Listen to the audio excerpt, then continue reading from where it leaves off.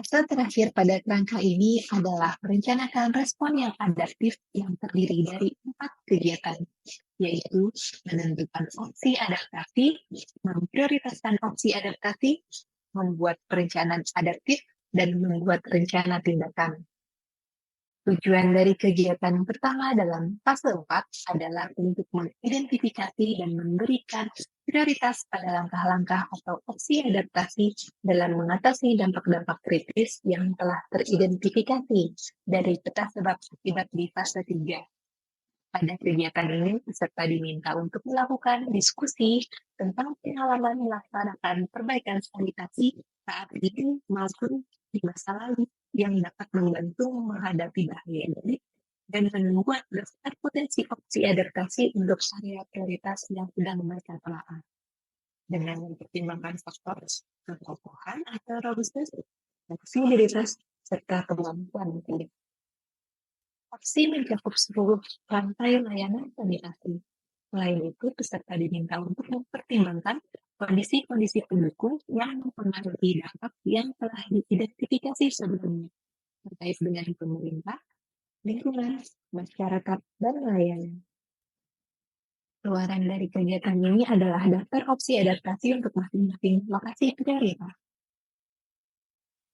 Kegiatan kedua adalah memprioritaskan opsi adaptasi dengan menggunakan kriteria penilaian yang disepakati di awal melalui proses keputusan multi kriteria. Pada kegiatan ini, peserta diminta untuk melakukan diskusi untuk mencapai kesepakatan tentang arti indikator dan skor relatif.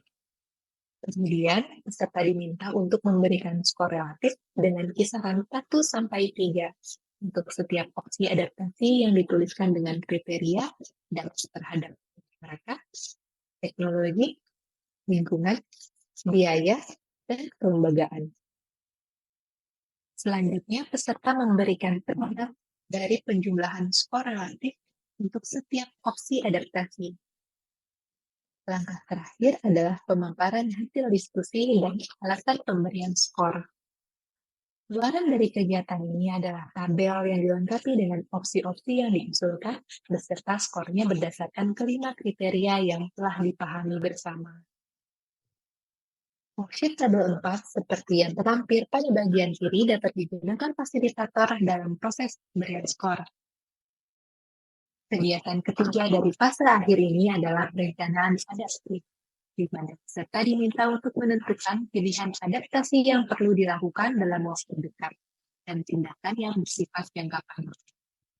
Peserta melengkapi opsi adaptasi yang menjadi peringkat tertinggi dengan mempertimbangkan apa saja aksi, mekanisme, dan proses spesifik yang dibutuhkan untuk membuat opsi adaptasi terlaksana. Dengan menggunakan kerangka sedang setara, jangka menengah, dan jangka panjang, serta menempatkan opsi adaptasi dan tindakan yang mendukung ke dalam kerangka waktu tersebut. Serta kemudian memaparkan dalam 2 rencana investasi, yaitu untuk skenario kemunculan lambat, di mana efek kenaikan permukaan laut terjadi lebih lambat atau sesuai perkiraan, dan untuk skenario kemunculan cepat, di mana efek kenaikan permukaan laut muncul lebih cepat dari yang diperkirakan. Keluaran dari kegiatan ini adalah adanya rencana pelaksanaan bagi upaya adaptasi di setiap area prioritas, seperti yang dicontohkan pada gambar berikut. Ada gambar bagian kiri adalah contoh skenario lambat atau sesuai perkiraan, dan gambar pada bagian kanan adalah skenario kemunculan cepat. Kegiatan terakhir pada fase akhir ini adalah membuat rencana tindakan. Tujuan dari kegiatan ini adalah untuk merencanakan tindak lanjut pelaksanaan opsi-opsi yang berbeda, termasuk pembagian peran yang bertanggung jawab dan waktu pelaksanaan tidak lanjut.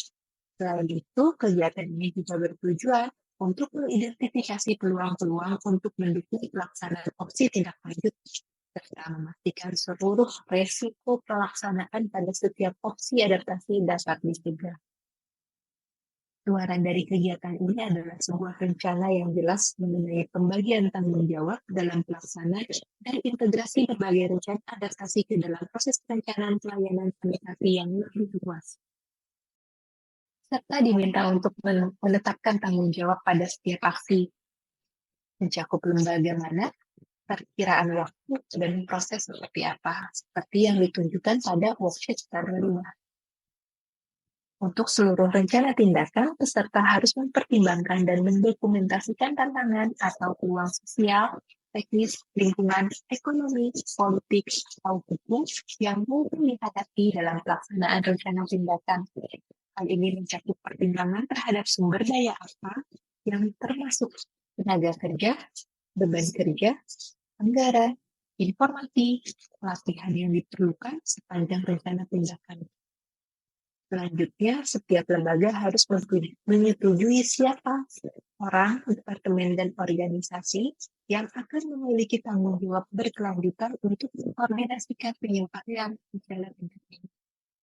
Di akhir lokakarya, setiap kelompok diminta menyajikan rencana tindakan untuk area prioritas mereka kepada seluruh peserta lokakarya dan menerima umpan balik dari kelompok lain. Di akhir fase 4 ini, fasilitator dan peserta lokakarya telah menghasilkan daftar opsi adaptasi, prioritas opsi adaptasi, rencana pelaksanaan dalam skenario kenaikan muka air laut yang cepat maupun lambat, serta rencana tindak lanjut yang telah terintegrasi dengan semua pihak dengan pembagian peran yang jelas.